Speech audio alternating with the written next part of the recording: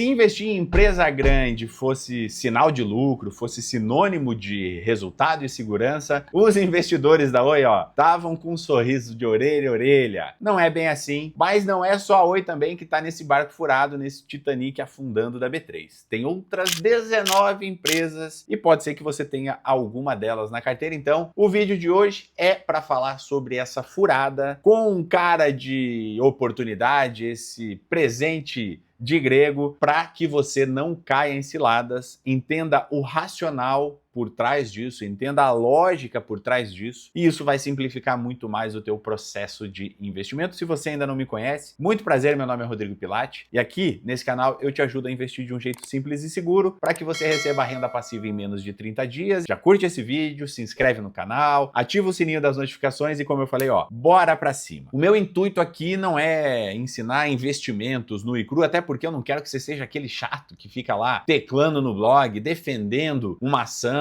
defendendo uma empresa, sendo torcedor, parece que é um time de futebol, né? Não, porque essa ação aqui é boa, porque eu tô nela, porque eu entrei, porque os fundamentos, porque não sei o quê. Cara, se você investe seguindo o coração e não seguindo a cabeça, você tá indo pelo caminho errado. Você vai perder dinheiro, o teu emocional vai ficar abalado, você não vai ter tranquilidade, não vai ter sossego, não vai ter paz. Você tá fazendo merda. Literalmente você tá fazendo merda. Você precisa trazer o lado racional à tona, e esse lado racional é que precisa guiar os seus investimentos. Se você ficar aí como torcedor de ação, levantando bandeirinha em blog, levantando bandeirinha em publicação, em vídeo do Instagram, em vídeo do YouTube, em vídeo do TikTok, cara, você tá perdido. Volta 3 casas, repensa o que você tá fazendo e a partir dali começa a dar os primeiros passos de novo. Combinados? Então vamos lá. Qual é o racional por trás de tudo isso aqui? O racional ele tem que ser baseado em estudos, em dados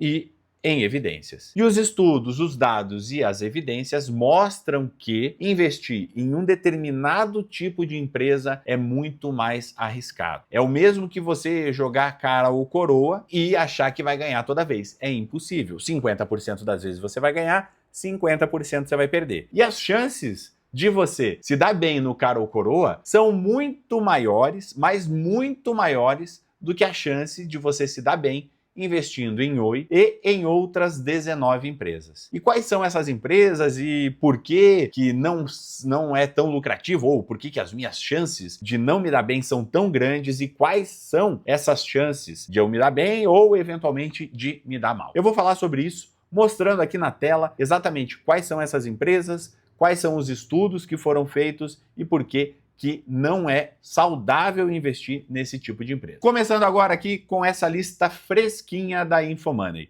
A Infomoney fez um estudo mostrando que hoje nós temos 20 empresas que estão listadas na B3 e que estão em recuperação judicial. Empresa em recuperação judicial é a maior fria que você pode entrar dentro dos investimentos na Bolsa de Valores. Não é porque uma ação está custando 30, 50, 80 centavos, R$1, R$2, que essa empresa é uma oportunidade. Muitas vezes o histórico dessa empresa mostra que é cilada, Bino, ao invés de ser oportunidade, Bino, né? Quem lembra aí da série, que eu nem sei o nome, do Antônio Fagundes e etc, tá lá, é cilada, Bino. Aqui é o mesmo caso. É cilada. E quais são essas 20 empresas? Não vou deixar para o final do vídeo, fazer suspense, porcaria nenhuma. Tá aqui, Essas empresas são a Agrolax, as Americanas, a Atmasa, Bardella, Bombril, Coteminas, Santanense, Hotéis Otom,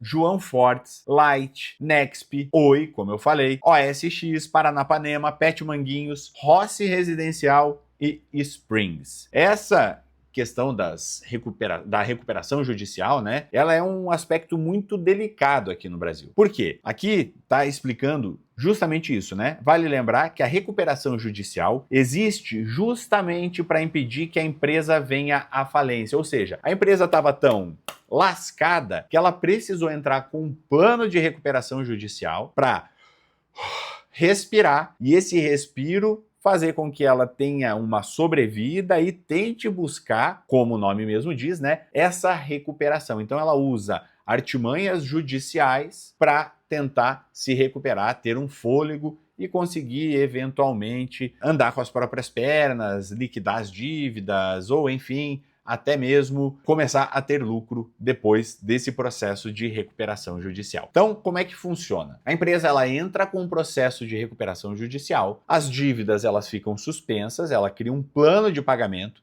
e esse plano de pagamento pode levar meses, anos e até décadas para ser cumprido pela empresa. Então a empresa vai postergar esse pagamento para algum momento futuro e nesse meio tempo, ao invés dela pagar essas dívidas, ela vai tentando com os lucros operacionais se estabilizar, começar a respirar e passar a partir daí a ser uma empresa vantajosa ou uma empresa lucrativa. Isso até soa de forma atrativa. Pô, ela postergou essas dívidas, ela jogou essas dívidas lá para frente, 10 anos, 5 anos, 20 anos, sei lá, fez um plano que jogou essas dívidas lá para frente. Pô, tudo que entrar agora é lucro. Mas lembra, por que ela entrou nesse ciclo ruim? Por que ela se endividou tanto? Porque a administração era ruim. Se nada mudar, se a administração não mudar, se o mercado não mudar, se essa empresa não tiver mais investimentos em tecnologia, em expansão, em melhorias, qual é a tendência? É que ela se afunde ainda mais em dívidas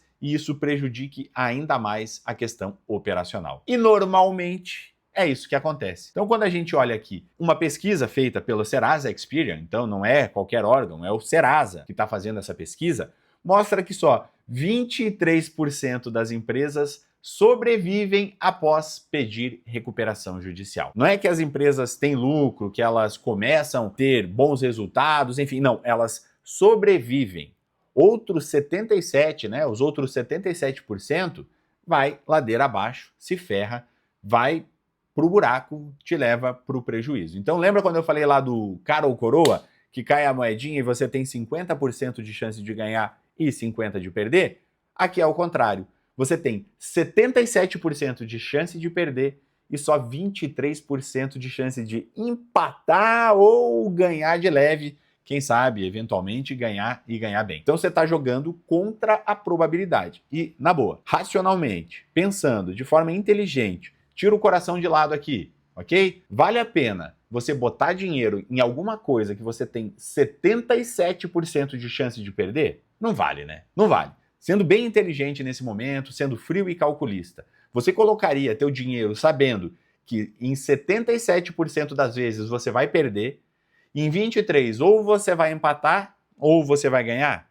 Não, né? É a mesma coisa que o meu coxa tá jogando contra o Barcelona. Aqui não é 77% de chance do Barcelona ganhar e 23% do coxa. Mas eu jamais apostaria dinheiro no meu coxa contra o Barcelona. É a mesma coisa, velho.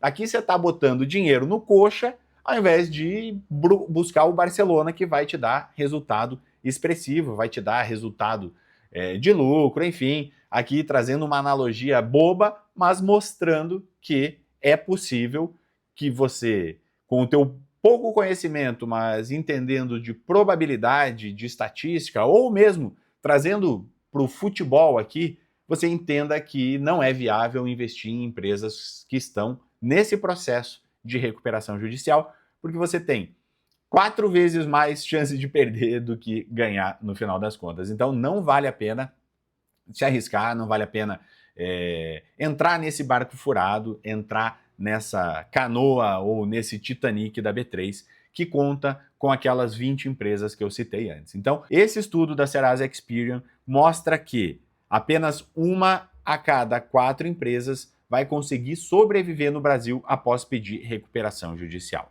E o pior é que apenas 1% dessas empresas sai da recuperação judicial aqui no Brasil. Então, quando você pega essa estatística aqui, ó, da Jus Brasil, mostrando que apenas 1% das empresas que pediu recuperação judicial no Brasil saiu do processo recuperada, mostra que é uma furada total. Então, daqueles 23% que lá empatam, estão ali engateando, só 1% consegue ter lucro. Então, você está apostando com 99% de probabilidade de se dar mal e só 1% de chance de se dar bem. Será que vale a pena isso? Cara, quem apostou nas ações da Oi pode te falar que não vale a pena. Pegando aqui o histórico, eu estou pegando o gráfico máximo de tempo máximo da Oi, certo? Então tá aqui, ó. de 2012, 13 de abril de 2012, até a data de hoje, 27 de março de 2025.